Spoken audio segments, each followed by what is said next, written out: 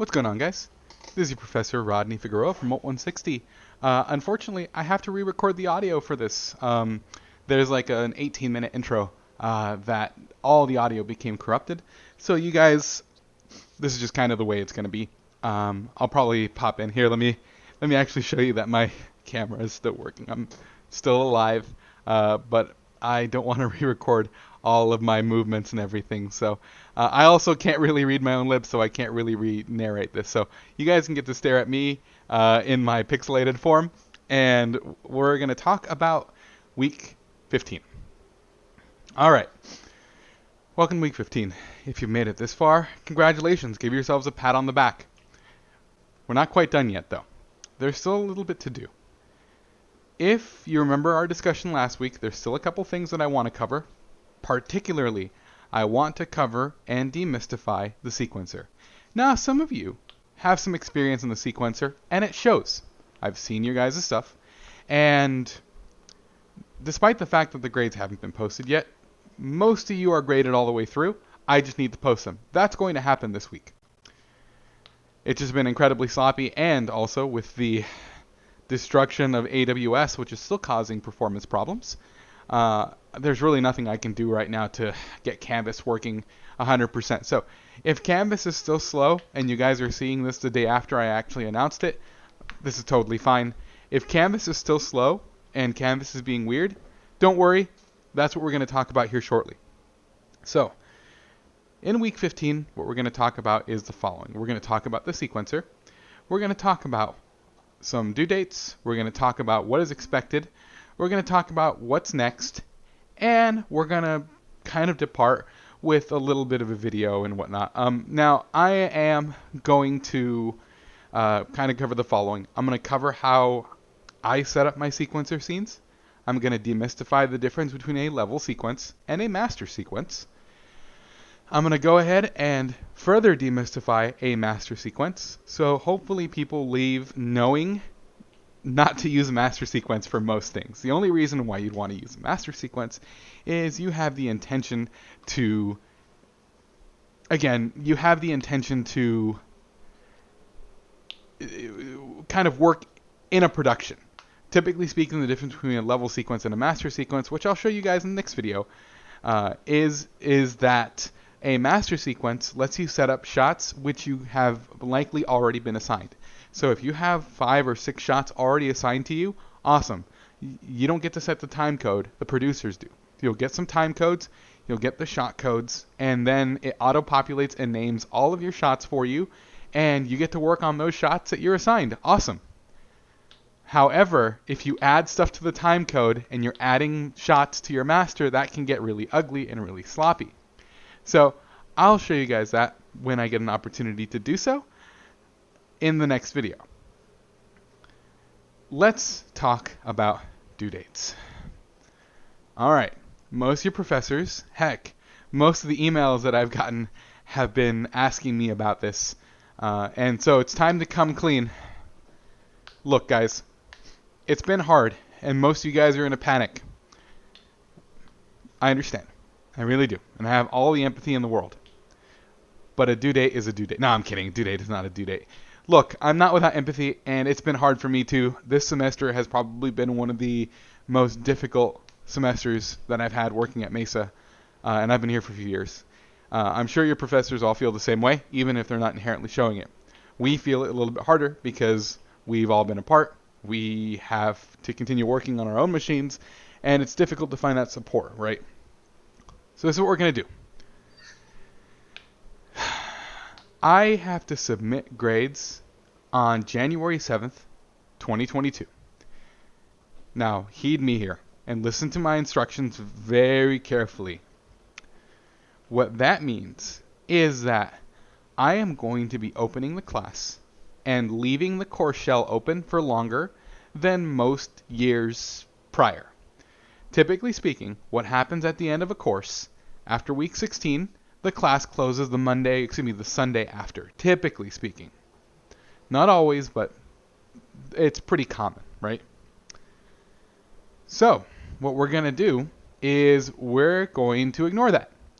I'm going to be leaving the course shell open until the end of December, which is December 30th to the 30th, 31st. I believe December is the 31st. So the problem with the 31st is that the 31st is a holiday. So what I'm going to be doing is I'm going to leave the course shell open.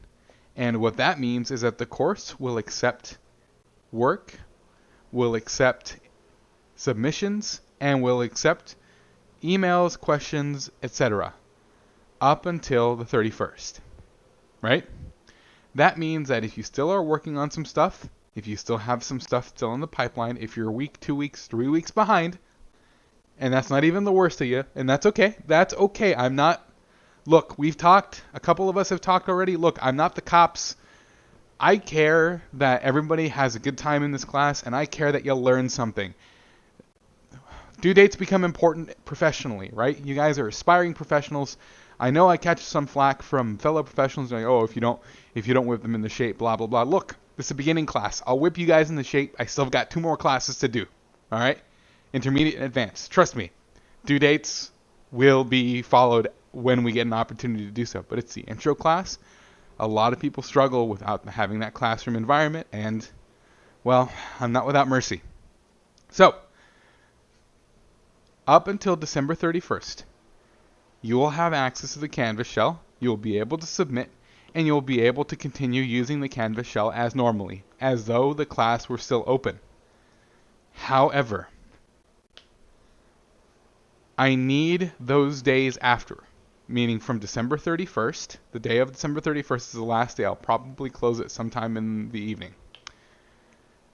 After that, you need to understand that the class is considered closed. Now, will I still continue to accept work after the 31st? Yes, I technically can. Nothing is technically stopping me from doing so. So if for some reason you need more time after the 31st, you're going to need to contact me, and we're going to need to make an arrangement to make sure that you can submit your stuff, because the Canvas shell is going to be locked at that point. All right? So it is imperative, it is absolutely imperative that you do your absolute best to submit everything that still needs to be submitted before December 31st.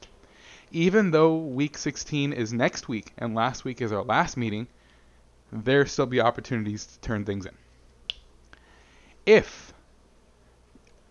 Not if. This week is our final office hour. Our final office hour is going to be on Thursday, and if you've missed it and we need to schedule some time to talk about something, if you still need help on Discord, if you still need to PM me, look, I'm still going to be in Discord. PM me, I'll respond when I get a chance, right? I'm not going to be like, well, my obligation's done. I'm not going to email them back. This sucks for them. I'm not going to be that. That's not going to be what's happening in this class. Okay?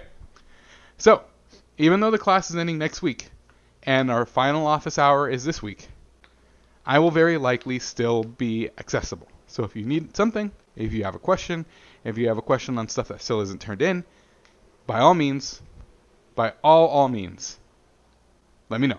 All right? That way I can get caught up and get you caught up, and everything will be copacetic and will fly. All right? The next thing that I want to warn everybody about is from the 31st to the 7th, I will very likely, if I've spoken to you about your grade, or if I've emailed you in the past about something that isn't submitted, expect an email from me from December 31st into the 7th. Yes, I know you guys are going to be on vacation, as will I. But let me tell you a story. I had a student who was right on the line, and they decided not to turn in a project. Now, this is when we were still in person, and it was still easy to access students, and it was still easy to check to make sure that the work was being done. And I know that work was being done. And we're coming up on 10 minutes here, so I'm going to try to hurry up. I know that work was being done. Unfortunately, either through a clerical error or design or accident, They just decided that not to submit their final project. This is when this course still had final projects because it was easy to manipulate them and manage them in person. Not so much remotely, but you guys will understand the transfer to online has made things a little more difficult. No big deal. So I tried to reach him. He ignored all my emails. I tried to call the contact number, which was a contact number that we have access to here as educators. It's not like a personal cell phone number or anything. I contacted my boss, and they got me in touch with the students' parents. But the students' parents didn't pick up either. I left several messages letting them know, hey, look, your student is missing an assignment, and your student is right on the line. This was back when projects in my class were like 300 to 400 points a project because we were only project driven, meaning that there were 3 or 4 projects a semester. But that was when we were like stuck on 5 weeks per assignment, right? That's a little bit more complicated, but it's a little bit easier to consume this way and you cover more ground. Unfortunately, the deadline passed and I had to submit the grade that I had for the student, which was at this point a failing grade. Then next semester rolls around and they get caught up and they find out, hey, contact me. There's a problem with your grade. Contact me. They look at their grade and they find, oh, I failed the class. Now, failing the class doesn't prevent you from taking the intermediate class. However, I do think it does have some effect on your certificate. That is more of a question for my boss, Carlos Toth, than it is for me, mostly because I don't know what to do about financial aid and how financial aid parses things like fails and whatnot. But as far as I know, the student desperately needed me to submit that. There is no process in the Mesa College system that allows me to submit a grade after the final due date, which for us is going to be the 7th of January. The reason being is because the state requires us to submit those grades so that they can make assessments for FAFSA and for financial aid. I cannot stop that train. I can do a lot. I can extend the class. I can make changes. I can do some stuff inside the due dates, but I cannot extend that final day. So if for whatever reason you get an email from me and I'm hunting you down and you don't respond, I'm gonna have to go with what's in the book. I'm gonna have to go with what you have submitted, regardless of what situation might be. You might be in Bora Bora, for all I know. You might be on the top of on Eiger Mountain, something, right? At that point, I can't change it. I cannot change it, and the student begged me to change it.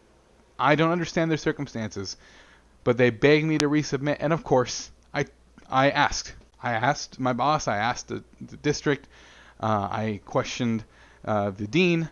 I asked the provost whether or not it's possible to resubmit a grade for a student after the grades have been finalized. No, there isn't. And I also cannot postpone a grade. If I postpone a grade, the morning of me not submitting grades, they will call my cell phone and ask me very politely to submit my grades as soon as possible on that day, because that is the administrative deadline, meaning that I'm holding somebody up from submitting their paperwork and their documents. If I don't submit the grade, I technically don't get paid. They can hold the paycheck until it's actually submitted. So that's, yeah. Long story short, all wound up. If you get an email from me after the end of the month, for whatever reason, don't ignore it. Don't just say, oh, it's Mr. Figueroa, he's not going to reach out to me. I have to use email, or I have to use a Canvas email, which should be linked to your personal emails, because nobody in Discord is using their real names, and because of that, I don't have easy access to figure out who is who, and I don't have notes set for people in Discord. One of the things I'm going to reassess for next semester is exactly that, making sure that people are using a name that I can recognize in the gradebook. That way, everything should be fine. All right? So, long story short, sequencer this week. work due at the end of the month. Don't ignore my emails. And then you should be good, right? Next week, we're going to work on some AI stuff, but I'm not going to ask for any homework. I'm not going to assign anything next week. It's just going to be an outro video with some stuff just for funsies, just to show you guys what you can do, stuff you can make, etc., etc. Just kind of a demo. That means that most of you guys are probably not going to watch it. And trust me, I watch the views on my videos. I know when people are watching and consuming my videos, and I respect it. Look, I respect it. I respect that people just want to be done, and I understand. I'm just going to do the demo just to be like, hey, look, this is stuff that we've missed, but it's stuff that is important and stuff that comes down the pipeline. If you're interested, watch the video. I'm not going to make an assignment. I'm not going to expect homework.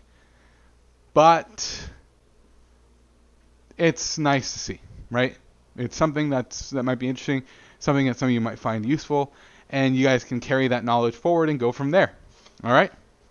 So let's go ahead, and in the next video, what I'm going to do is I'm going to hop into Sequencer, and I'm going to change my headset here. I'm recording on my headset as opposed to recording on my mic here, so I'll actually change that here real quick. Let me have a seat. Alrighty, we're back. I'm going to be working in a few different project files. There is a project file for this. You guys will be able to download it from my Google Drive.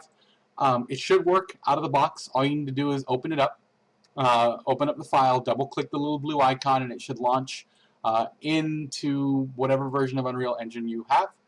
It's built purposely in Unreal 4 so that there's no back compatibility issues.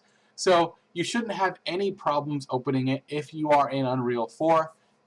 It should be fine, right? That's been the assumption that at the very least everybody can open Unreal 4 projects or open their own Unreal projects, especially because some of you folks are using Unreal 4 just because of its stability or because that's all your machine will run, and that's totally fair, okay? So in the next video you'll see likely the space hanger, and that's going to be for your sequencer homework. I'm going to do a few more videos in there, how to set it up, how to get some stuff working together.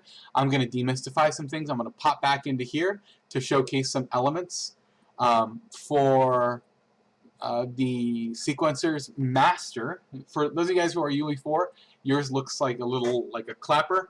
For UE5, ours looks the same, but ours is located up here in cinematics. And this is where we're going to change and add level sequences and whatnot. I'll demystify this. So I'm going to make 2 videos on the master sequence to make sure that everybody's on the same page with how it works, what it's for, and why you shouldn't use it, especially if you are just a student. Just making some quick level sequences to launch level sequences for like videos and whatnot. And also what I'm going to do is I am going to talk about how to solve issues that might arise with your sequencer, where you might run into a situation where it doesn't give you a camera, or the camera is not seeing anything, or it's not capturing a sequence. I'll show you guys how to fix that real quick, and it should be fine. Usually it's just relinking your camera. It's just a bug that happens. It's something that happens to sequencer. It's an order of operations thing, but you should be fine. And if it doesn't work, as always, you can PM me. So let's get into the next video. You'll see this awesome splay here.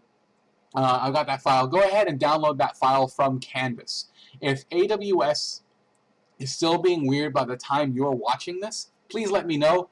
I'll try to upload it onto Discord, or I'll give the link on Discord if you guys can't access AWS still. We're still kind of in the middle of the AWS hijinks right now. So anyways, I will see you guys in the next video.